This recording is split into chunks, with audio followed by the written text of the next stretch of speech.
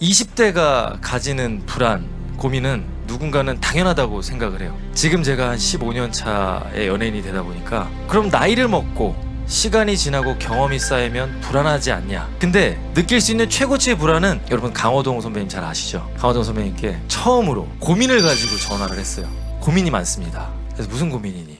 데뷔 이래 18년간 단 한 번의 작은 논란도 없이 노래면 노래, 연기면 연기, 예능이면 예능, 심지어 병역도 특전사로 병장 만기 전역까지 다방면에서 꾸준히 롱런하고 있는 이승기. 얼마나 논란이 없었으면 사람들이 억지로 쥐어짜낸 최고의 논란이 1박 2일 당시 이승기가 형들을 설득해 주어진 식비로 비어캔 치킨을 만들자고 자신감 있게 밀어붙였지만 처참하게 실패했던 사건이었는데요. 닭 3마리만 사주면 안 돼요? 이게 캔 안에 맥주를 반만 따라서 이거랑 아니 근데 지금 이거 비어캔 치킨을 갖다 지급하겠다는 거야? 재료가 쓴 게 10,000원 아니야? 네? 10,000원이면 한 번만 진짜 재료만 투자해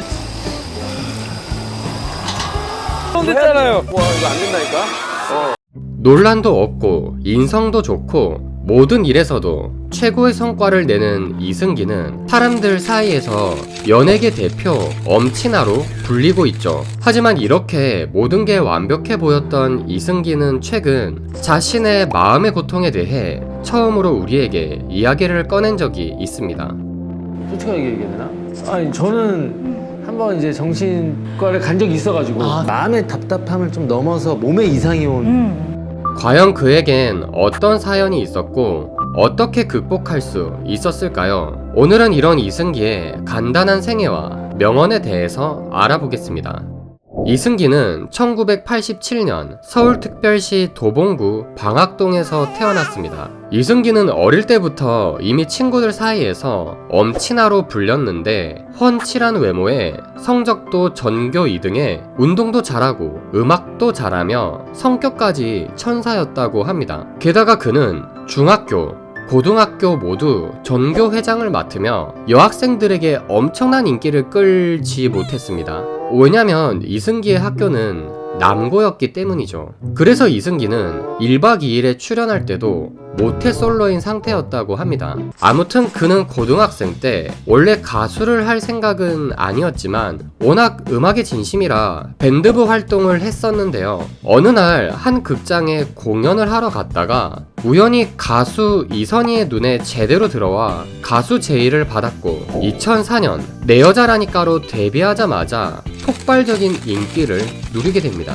하지만 아직 어린 고등학생이었던 이승기는 하루아침에 갑작스러운 인기를 얻은 것 때문에 엄청난 부담과 압박에 시달렸다고 합니다. 사실 저는 데뷔를 하자마자 좀 데뷔곡이 잘 된 편이어서 대중적인 인지도는 굉장히 빨리 쌓았던 것 같아요. 압박감이 되게 심했어요. 압박감이 늘 긴장되고 부담도 되고 이러던 시기.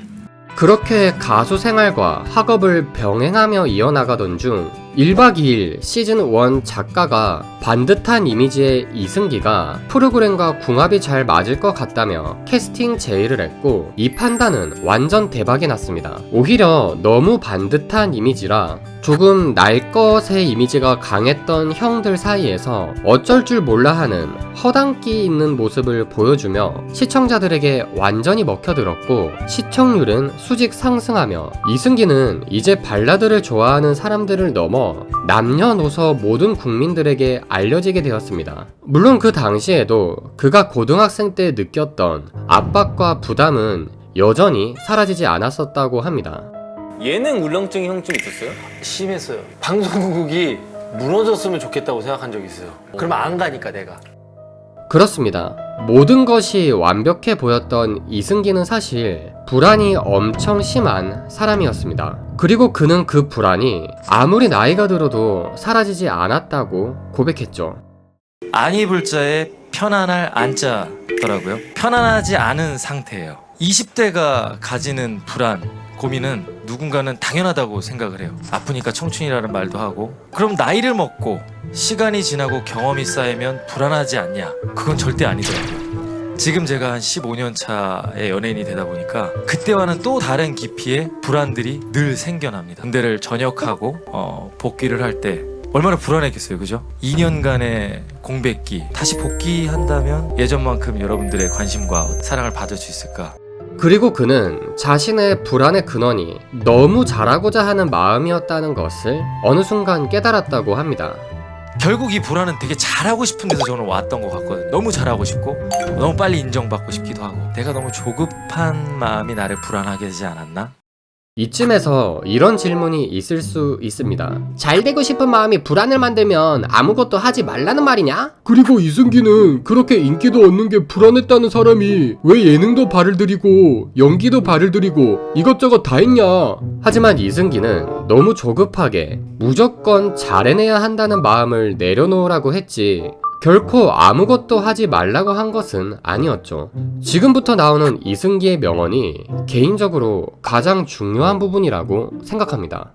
근데 느낄 수 있는 최고치의 불안은 아무것도 하지 않는 거예요. 그럼 끝없이 불안하겠죠. 저도 어떤 예능 혹은 어떤 앨범 이런 여러 가지 형태를 따지면서 고민만 했다면 아마 한 발짝도 뛰지 못했을 거예요. 근데 그냥 부딪혔어요. 그러면서 그 불안함을 조금 덜 생각했던 것 같아요. 설령 예능이 조금 실패하고 드라마가 좀 안 되더라도 여러분들께서 고민이 있고 불안하다면 일단 한 번쯤은 움직여보는 과감함이 여러분들을 성장하게 할 거라는 확신을 가집니다. 여러분 강호동 선배님 잘 아시죠? 강호동 선배님께 처음으로 고민을 가지고 전화를 했어요.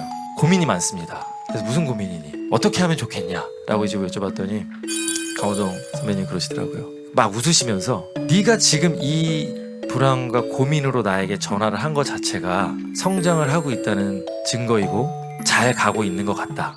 그렇습니다. 이승기가 불안에 대해서 내린 결론은 바로 아무것도 하지 않을 때가 가장 불안하다라는 것이었습니다. 이것을 반대로 생각하면 불안은 사람을 움직이게 만든다는 것을 우리는 알 수 있습니다. 그래서 이승기처럼 불안 성향이 높은 사람들이 다방면에서 높은 성과를 내는 경우가 많죠. 불안을 잘만 활용하면 자신을 움직이게 만드는 강력한 원동력이 될 수 있기 때문입니다. 하지만 불안을 나쁘게만 생각하고 잘못된 것으로만 생각하면 그 불안을 제대로 활용하지 못하고 불안에 잠식당하게 됩니다. 불안이 병이 되는 것이죠. 이처럼 불안은 양날의 검과 같습니다. 이것을 알고 지혜롭게 실행에 옮기는 사람과 모르거나 알고 있어도 실천에 옮기지 않는 사람은 서로 세월이 흐를수록 엄청난 격차를 보이게 될 겁니다. 오늘의 영상이 조금이나마 도움이 되셨길 기원합니다.